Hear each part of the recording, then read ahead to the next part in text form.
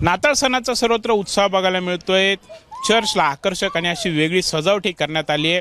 नाशिकमध्ये देखील जवळपास 7 ते 8 चर्च आहेत, मात्र यामध्ये ब्रिटिशकालीन आणि ऐतिहासिक म्हणून ओळखला जाणारा संत आंद्रिया चर्च शरणपूर रोड असलेला हा चर्च जो आहे तो विशेष चर्चेत असा ठरत असतो आणि याला कारण ठरत असतं ते म्हणजे या चर्चची वास्तुकला। आपण जर बघितलं तर दगडी असं हे बांधकाम आहेत आणि 1893 साली याची स्थापना ही करण्यात आली होती। यासाठी फक्त 29,000 रुपये एवढा खर्च हा आला होता। मुंबई धर्म प्रांताने यासाठी पुढाकार हा घेतला होता। या चर्च समोरच एका मोकळ्या जागेमध्ये संत आंद्रिया शाळा होती आणि तिथे 2 घाणे हे तयार करण्यात आले होते। तिथे चुना हा कालवला जायचा, बैलाच्या माध्यमातून तो मळला जायचा आणि चुना आणि दगड यापासून याचं मिश्रण करत हा चर्च जो आहे तो बांधण्यात आलेला आहे। आणि आपण जर बघितलं तर 1893 साली याची स्थापना करण्यात आली आहे, मात्र आजही हा चर्चचं बांधकाम जे आहे ते पक्का असं बांधकाम आहे, आजही ते टिकून आहेत।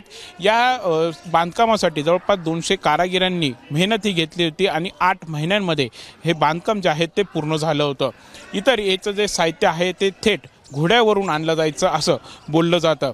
आपण जर बघितलं तर यासाठी म्हणजे या चर्च हे वेगळेपण असं आहेत आणि या चर्चमध्ये म्हणजे जवळपास 7 दिवस नाताळच्या काळामध्ये वेगवेगळे उपक्रम हे पार पाडले जातात, धार्मिक कार्यक्रम हे पार पाडले जातात आणि जवळपास आठवडाभर इथे वेगवेगळ्या कार्यक्रमांची अशी रेलचेल जी आहे ती बघायला मिळते। संत आंद्रिया चर्च वास्तुकलेचं असं हे वेगळेपण आहेत, ऐतिहासिक आणि ब्रिटिशकालीन असा हा चर्च आहे। कॅमेरामन मयूर बारगेसह प्रांजल कुलकर्णी, एबीपी माझा, नाशिक।